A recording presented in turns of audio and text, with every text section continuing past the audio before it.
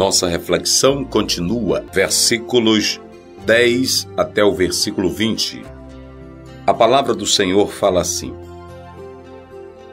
Ora, Efrom estava no meio dos filhos de Et.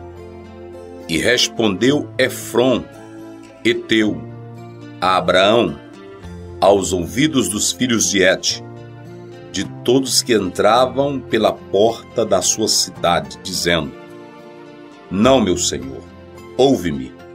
O campo te dou, também te dou a cova que nele está.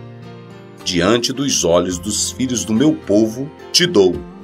Sepulta o teu morto. Abraão se inclinou aos ouvidos do povo da terra, dizendo: Mas, se tu estás por isto, ouve-me. Peço-te, o preço do campo o darei, toma-o de mim, e sepultarei ali o meu morto. E respondeu Efrom a Abraão, dizendo-lhe: Meu senhor, ouve-me, a terra é de 400 siclos de prata. Que é isto entre mim e ti? Sepulta o teu morto. E Abraão deu ouvidos a Efrom. E Abraão pesou a Efrom a prata de que tinha falado aos ouvidos dos filhos de Et, 400 siclos de prata, correntes entre mercadores.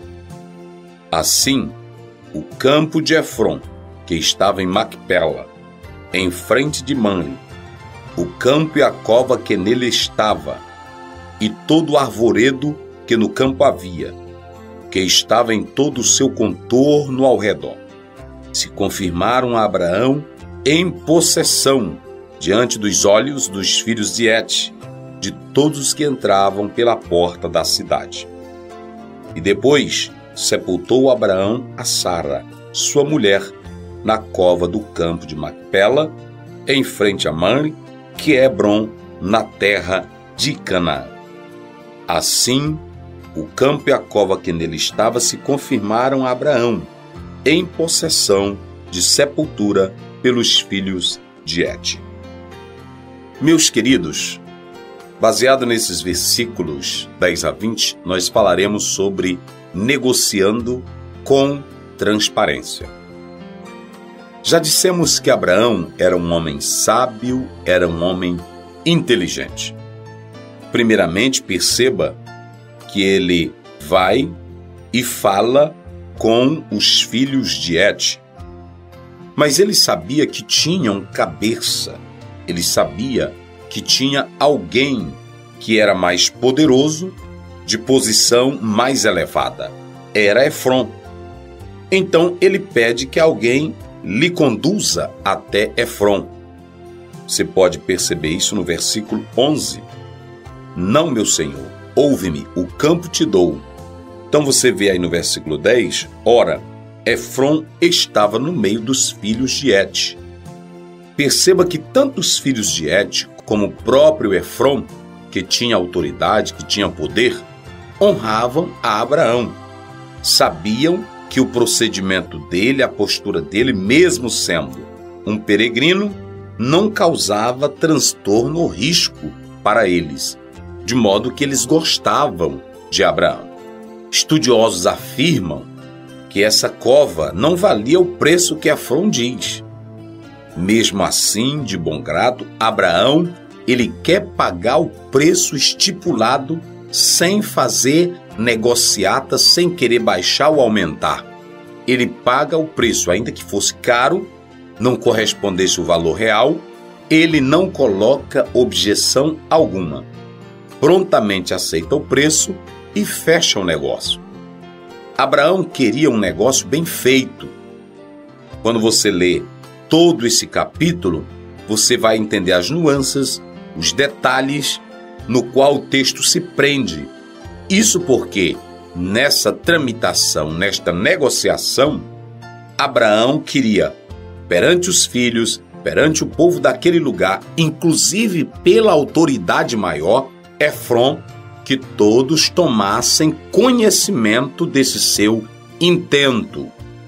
Por que Abraão fez isso? Porque ele queria garantir o direito de propriedade sem qualquer prejuízo para ele e que todos tomassem conhecimento desse fato.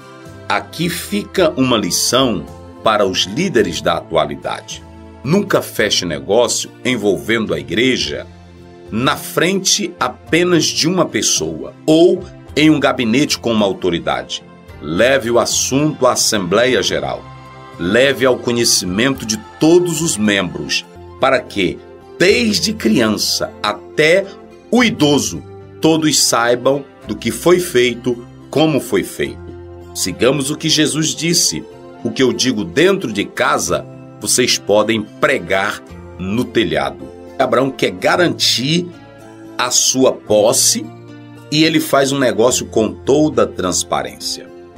Observe que o texto destaca com precisão os arvoredos. Naquele tempo, a menção dessas árvores, na verdade, poderia destacar a transação de compra e venda entre os heteus. Interessante é percebermos que já naquele tempo existiam as leis naturais de compra e venda. Na verdade, não somente os hititas, mas também outros povos, como a Babilônia, já seguiam esse modo de negociação. Então, é interessante nós atentarmos para essas particularidades que o texto está dando. Arvoredo aí era uma forma detalhada de contar tudo. Perceba que o lote que vai ser vendido foi posto diante dos filhos, diante da autoridade maior, e tudo foi feito com detalhe, a medição, o que tinha, o que não tinha, para que nenhum tivesse prejuízo. Que coisa maravilhosa! Nesse mundo, o cristão pode comprar, pode vender, pode negociar, mas é importante que o mesmo proceda com transparência em tudo, fazendo com clareza as coisas, para que as pessoas sempre nos vejam como príncipes de Deus, não como velhaco, nem como enrolão, nem como dependente de algo de B, de C, de A, não, mas que nos vejam como homens de Deus. Um pastor verdadeiro, ele sabe que é dever da prefeitura, do governo, cuidar da cidade, cuidar do povo, mas ele não fica dependendo de favores de políticos para beneficiar a sua vida, para beneficiar seu ministério, para beneficiar a igreja. Cada qual tem que ter o direito de posse e não apenas de mendigar as coisas por aí afora.